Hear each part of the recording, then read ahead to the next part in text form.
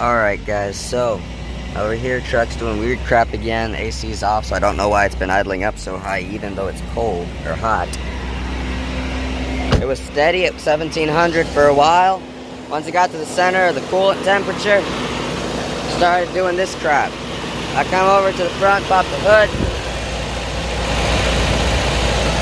see some smoke. As you can see, we got ourselves a small puddle of oil.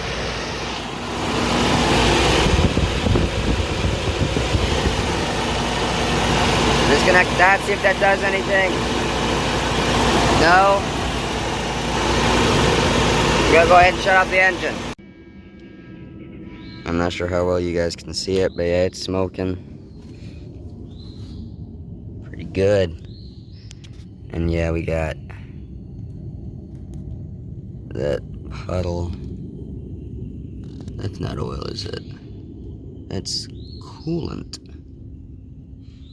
What the heck is coolant doing over here? Alright. I took a closer look at things.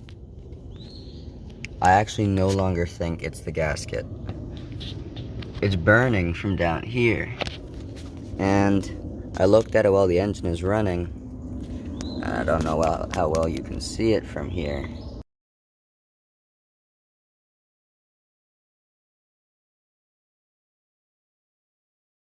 Alright, so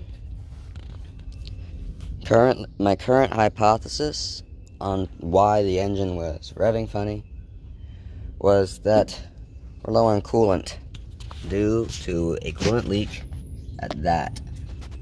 I believe that is called the pair valve. So, my reasoning for thinking this, as you can see, when I first came up here, I disconnected this. This is the idle up valve for the AC. I disconnected that to see if there was something I did while tampering with the AC unit that would cause it to idle up like that. By disconnecting it and seeing that that did not fix the problem, I was able to tell it's not an AC problem. However, by looking over here and based on the smoke, I was able to find that there was a coolant leak. Well, lo and behold, and I did this very carefully, mind you. I got a rag, I waited for it to cool down a bit. I do not recommend you do this while it's still hot. I would recommend waiting an hour or 2 or even 3 before you remove the radiator cap, because generally when it's full, it's under high pressure from being hot. When I say high pressure, I mean high pressure, and when I say hot, I mean hot. And I don't think you'd like to experience a geyser boiling, scalding water into your face and hand. That's why I used a rag, and even though I didn't wait that hour or 2, figured with the coolant leak it may well be low. And I was right. Well, that may well be my idle issue, because it idles up and down based on a coolant temperature sensor located right here. Actually, no, I think that's EGR, but something on this block, maybe this, I think it's actually this thing, either this or this, probably this, regulates the idle based on coolant temperature. It doing that funky crap just means that the coolant wasn't really registering its temperature very well. That's my current hypothesis. Anyways, the best way to find out would be to fix the coolant leak, put some more water in it, and try it again. Alright, let the truck cool down, poured 2 bottles of water in the radiator to see if I could find that leak.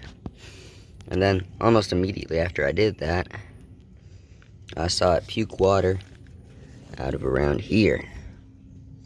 I grab one more bottle and look again. Alright, got some water. I'm gonna be looking around this area, specifically here. It's gonna sit a little bit funky, so I just want to make sure you get the best camera angle, because that means I get the best camera angle.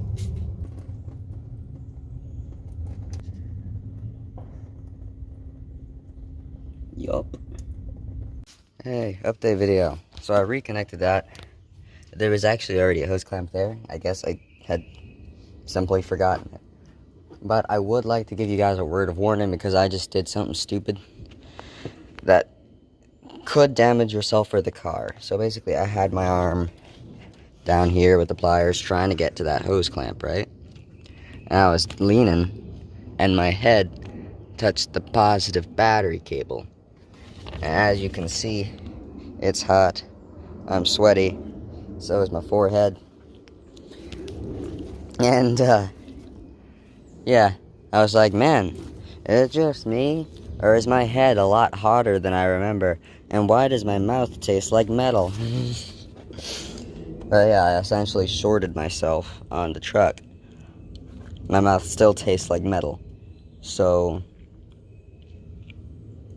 yeah, just be careful when working on this stuff.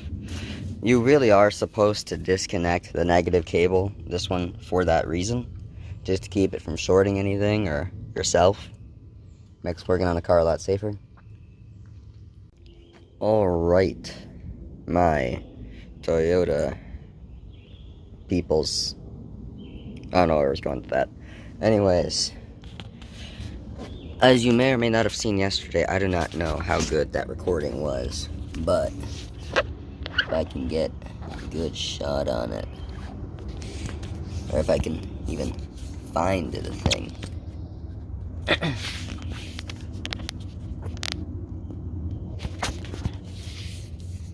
Anyway, as you may or may not know, yesterday, there is this hard line right here. As you can see, it's a little bit moist, but that is because on that seam right there, it is cracked. And it was spewing hot coolant everywhere yesterday. That is one of my coolant leaks. I fixed the main one, and it was that, damn, I gotta stick my hand back under there again. That valve right there, that was disconnected because I forgot the hose clamp, and it kind of shot off under pressure. And then that thing broke. As you can see though, it is connected to the timing chain cover. This is very, very upsetting to me. That's part of that gasket. So either I've got to be very, very careful while removing that to not tear that gasket, or I'm gonna end up tearing that freaking gasket and having to redo everything. Not only that, but it's in that horrible, horrible spot underneath the intake. So I'm overall just all kinds of screwed when it comes to repairing this. Alright, so as you can see, we got this nice and clear in here. I'm gonna get it so that I can turn the light back on. Now you can see it a lot better, I'm sure. And you can see that crack up at the top. I also noticed there's a small crack at the bottom based on how it was leaking. I'm trying to use the phone as kind of like a mirror right now. Yeah, you can see it's just all wet around there. Crack at the top.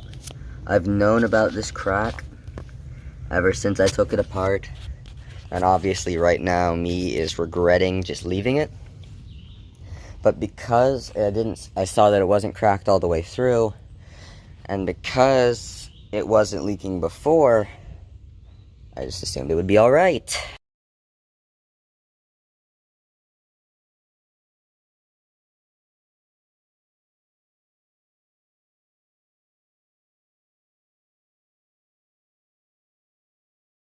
Alright, I'll go ahead and show you guys the process. So yeah, you just clean it up. Now make sure it's nice and dry, but also clean. Clean more than anything. Well, obviously dry more than anything, but then clean is very close behind dry, so You want to get that good adhesion, it's got to be clean. You're going to want to take some sandpaper, high grit, not fine. Want to get it nice and scratched up.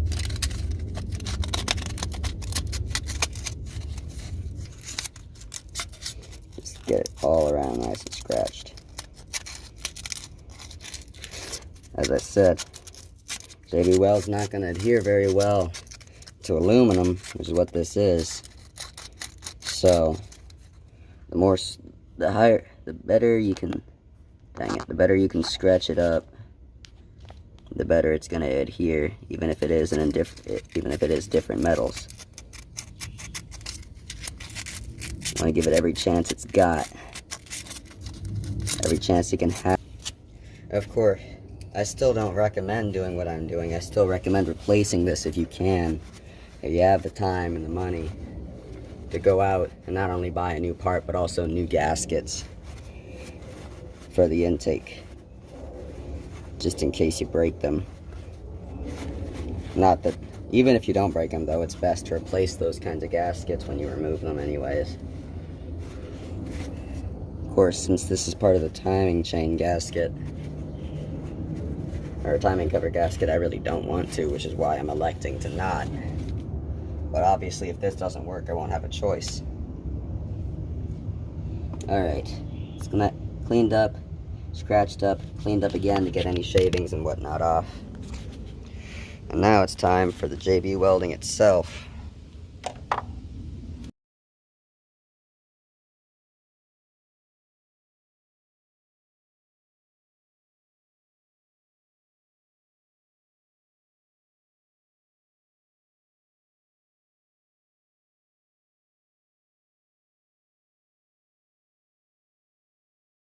Alright, so as you can see, I elected to go ahead and grab a Q-tip and spread it out a bit more. Try to get it into the crack. Alright, I made a stupid again. Surprise, surprise. Don't be like me. So I figured I'd take this time, while I waited on the JB Weld to dry, to drain the coolant, or whatever was left in it, and put new in, since I had to do a flush. However, I forgot that doing so would send water through this again. Basically, I just got my JB Weld wet. Thankfully, it seems that it is only leaking out, but I can't really see. Yeah, from there. But it is getting my JB Weld wet. And it was overall just a very small brain move. So I'd recommend that you not be stupid like me and try to do that to save time. Hello again, guys. So, back at it again. It's been 2 days instead of just one because I wanted to give it extra chance to dry up. As you can see, it's nice and JB welded. But I also have a new hose clamp on there. There were hose clamps on there, but they're terrible to get to in that spot. And I gotta replace it eventually. This is not a permanent fix. This is very much temporary. I only expect it to last 5 heat cycles at most, being extremely generous. Maybe it'll only last 1. Anyway, I picked these up off of AutoZone.com. $10 including shipping. They're like $5 on their own. Just some hose clamps with a little twisty thing, make it a lot easier to get to. Already got one on, I'll go ahead and get the other one. Alright, as you can see, I got them both on there. I guess I'll just pour a little bit more water in there and see if it holds. Alright, as you can see, boom. Everything's put back together. That took 30 seconds. But now, I guess I just put a little bit more water in it and see what happens.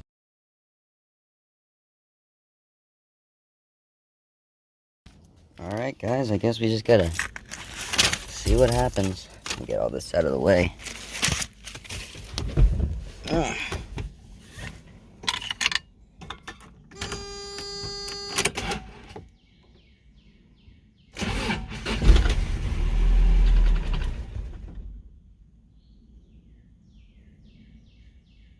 That's strange.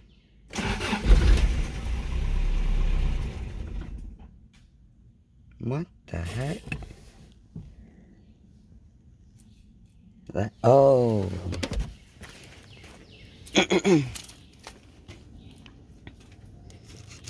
Don't be dumb like me. Plug in your math. You don't want to be a smooth brain. Alright. Now let's try it.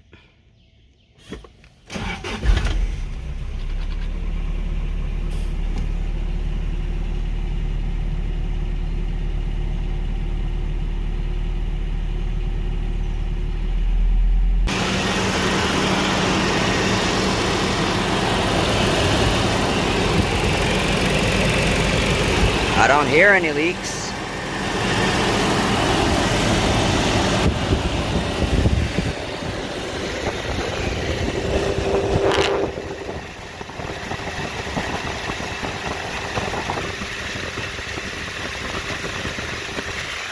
Seems to be holding. Nice. Alright, hello again, guys. As you can see, truck's running beautifully. No more weird idling crap. Idling 7,500 just as it should. At the right temperature. So yeah, we're good to go.